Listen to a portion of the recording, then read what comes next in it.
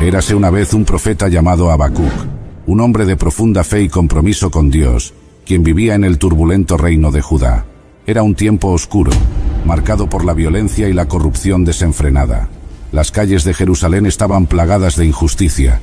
Los poderosos oprimían a los débiles, y la ley parecía ser impotente, como si la justicia misma hubiese sido secuestrada por manos inescrupulosas.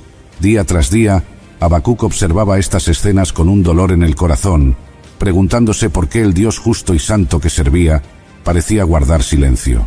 Angustiado, Habacuc no podía soportar más lo que veía.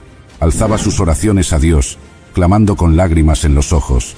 ¿Hasta cuándo, oh Señor, pediré ayuda sin que tú escuches?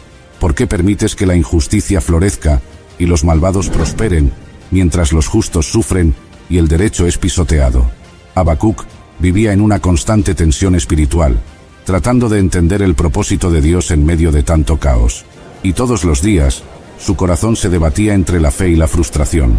Mientras la violencia aumentaba y la maldad se multiplicaba, el profeta continuaba intercediendo, esperando una respuesta que calmara las tormentas en su alma.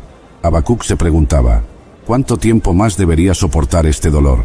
¿Cuánto tiempo más el pueblo de Dios tendría que sufrir? Hasta que un día, Dios finalmente respondió a las angustiosas preguntas de Habacuc con una revelación sorprendente y aterradora. En lugar de ofrecer consuelo inmediato, el Señor le mostró algo que estremeció al profeta.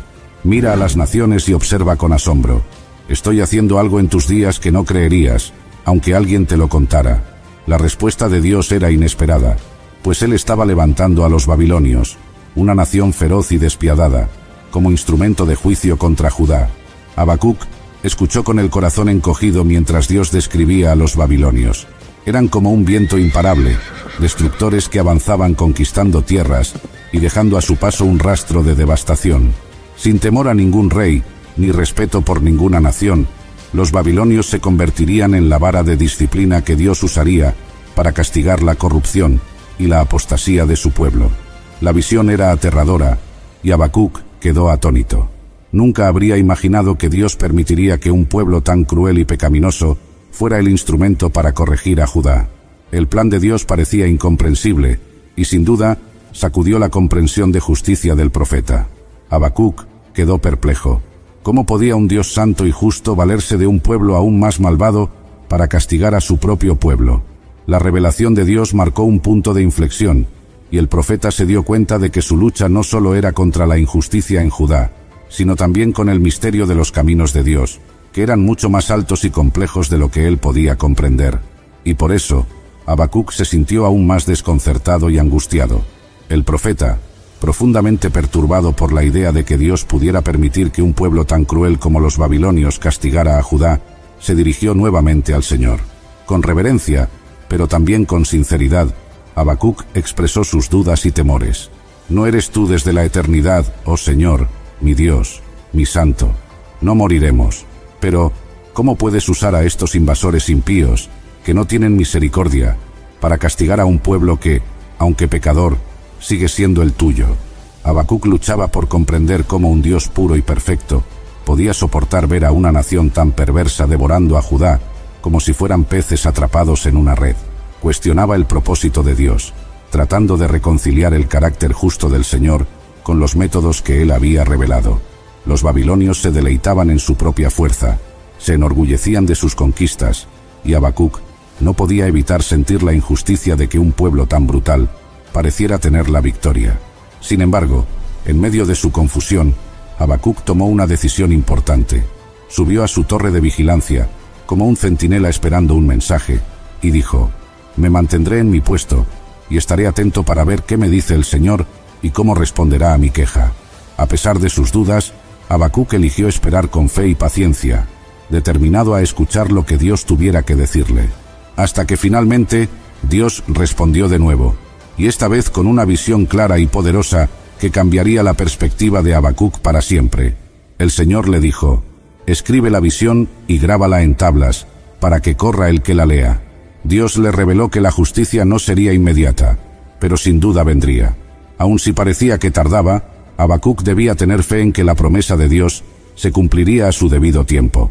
El Señor le habló sobre la arrogancia de los malvados y la fidelidad de los justos. El justo vivirá por su fe. Era un llamado a confiar en el propósito divino, incluso cuando las circunstancias no tuvieran sentido. Dios aseguró a Habacuc que los babilonios no quedarían sin castigo. Pronunció una serie de ayes contra ellos, proclamando que sus conquistas, violencia y opresión se volverían contra ellos mismos. Sus riquezas injustas y su abuso del poder los condenarían, y al final serían humillados. La visión también contenía una promesa gloriosa.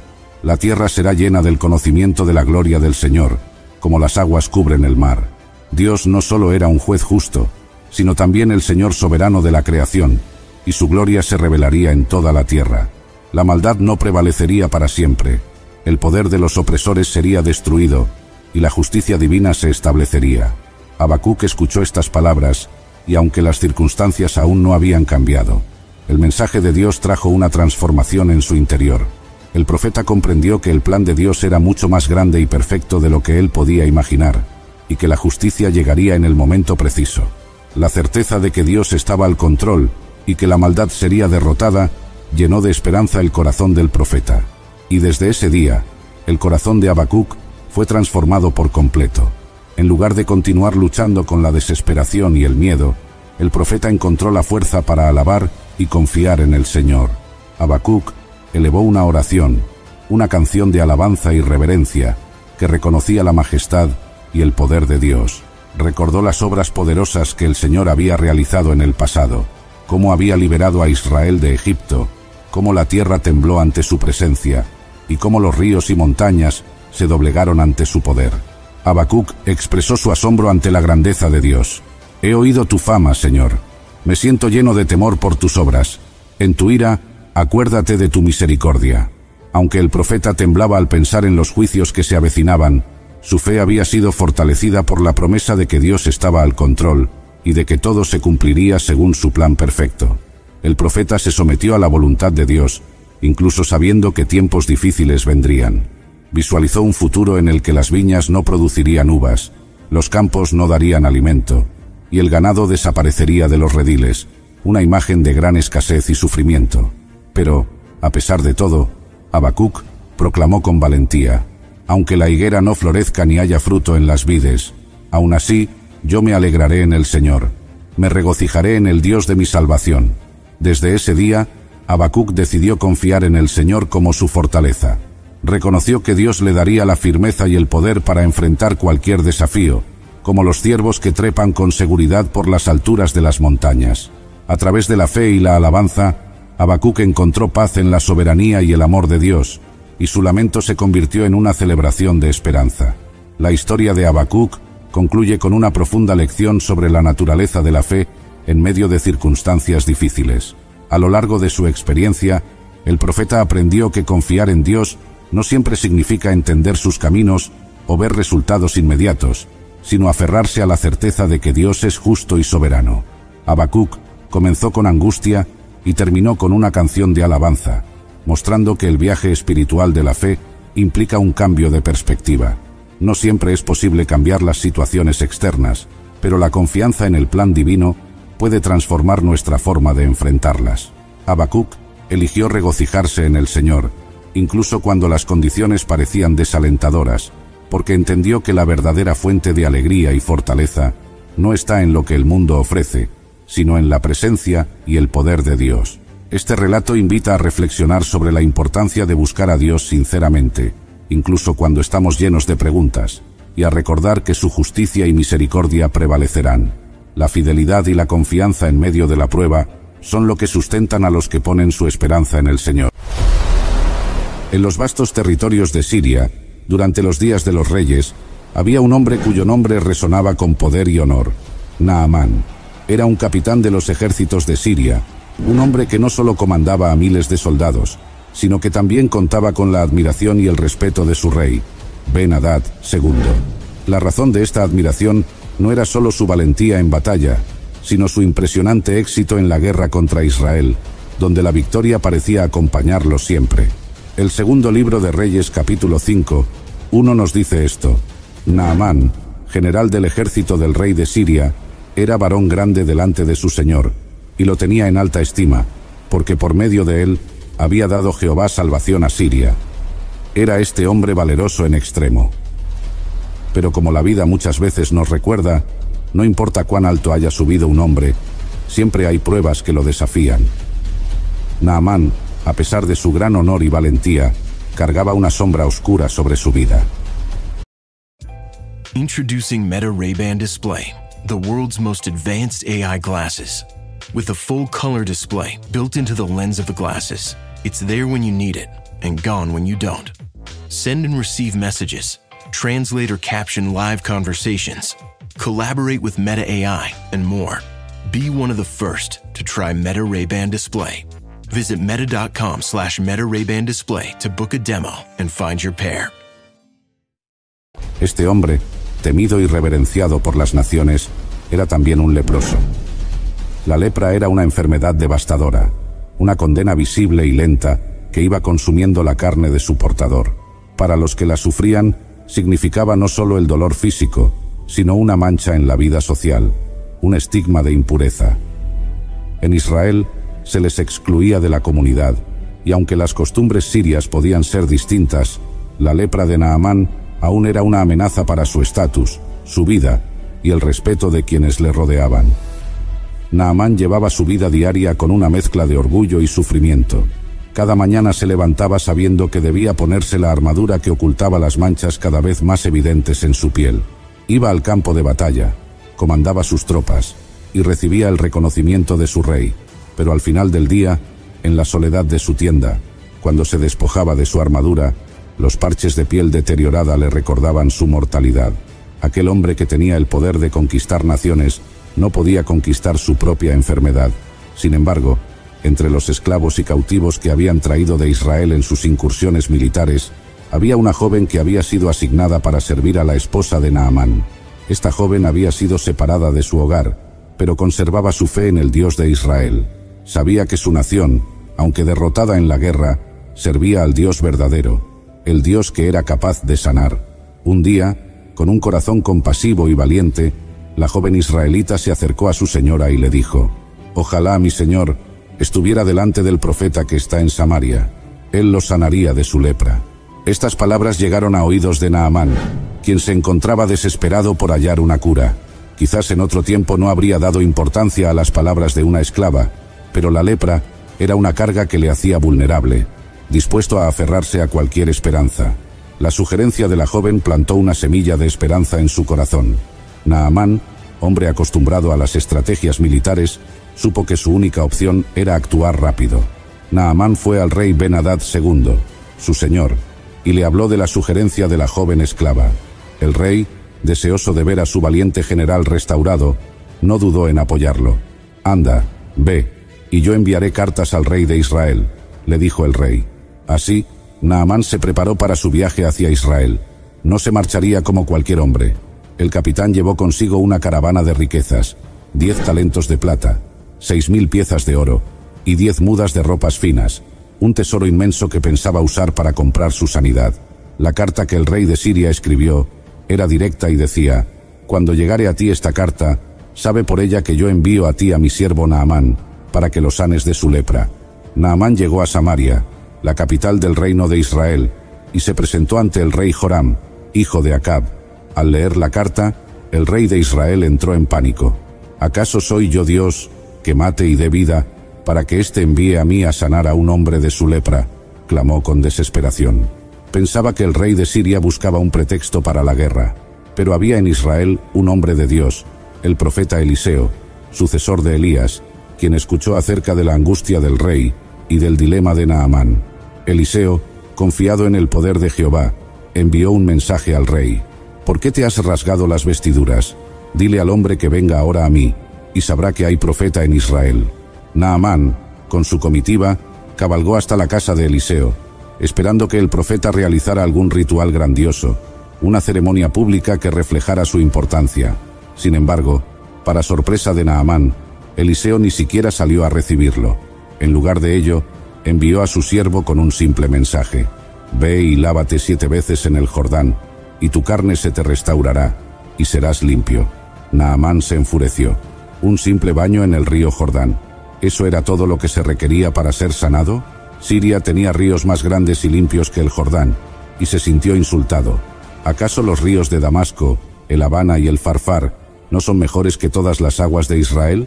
¿No podría lavarme en ellos y ser limpio?, gritó, y con gran enojo se volvió para irse. Los siervos que acompañaban a Naamán, temerosos de perder la oportunidad de sanidad, lo detuvieron con humildad. «Padre mío, si el profeta te hubiera mandado alguna gran cosa, ¿no la habrías hecho?